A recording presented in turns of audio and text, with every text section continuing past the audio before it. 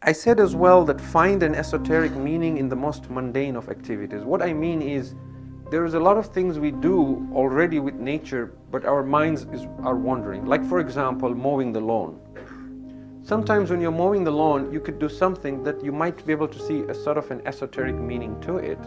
Right? I'll give you a personal example. Look, now my backyard has more weeds than grass or flowers, but a couple of years back when I was mowing the grass rather than mowing the weeds, I still had weeds, and here I was just mowing or going around, and as I was doing that, right in the middle of the lawn, there was this one daisy just looking at me there, just one pretty flower right there in the middle.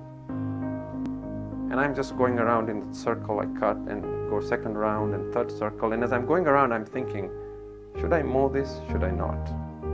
How will I cut the grass around it and still spare the daisy? And I kept going round and round, and when I came really close, I said, you know what, this is too beautiful to just mow down. I'm not going to do that. So I left it, and my backyard was all nicely trim, except in the middle there was a clump of grass, and from there was just one flower popping out of it, right? Which looked a bit odd. But then the thought crossed my mind that when something is beautiful, it is against our nature to mow it down.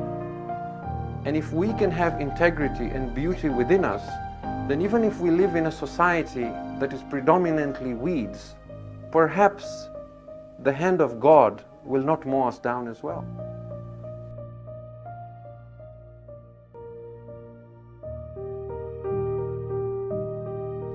And then another thought crossed my mind. I said, maybe if I uproot this plant and I replant it, transplant it somewhere else, it might propagate and spread. So now I'm thinking of how I can preserve this beauty so I can have more of such serendipity or accidents, beautiful accidents in my backyard. And sure enough, I have them popping all over now.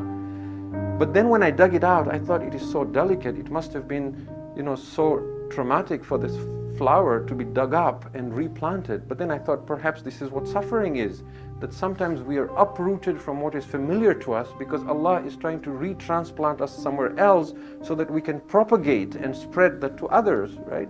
So it's a simple example, but find something esoteric to whatever you do, and it begins to come. I had a brother here who is not here tonight, but he told me when he does weeding in his backyard, he thinks of weeding, whatever he sees as wrong traits in his heart, that as he's weeding, that's what is the thought in his mind.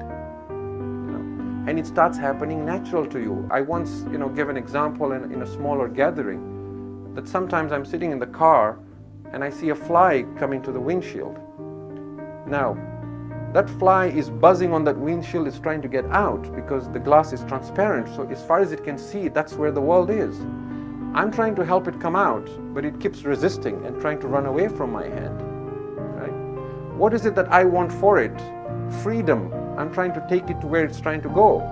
But it's resisting because it is afraid. It thinks I'm trying to kill it.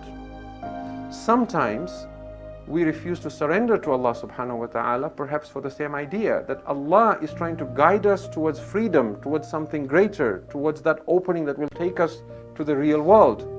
But we're constantly second-guessing Allah's decision because we are thinking He's trying to kill us, right? So, there's little examples like this, but what appeals to me or what resonates with me as having an esoteric meaning does not necessarily resonate with you. You will have to find it yourself in what you're doing.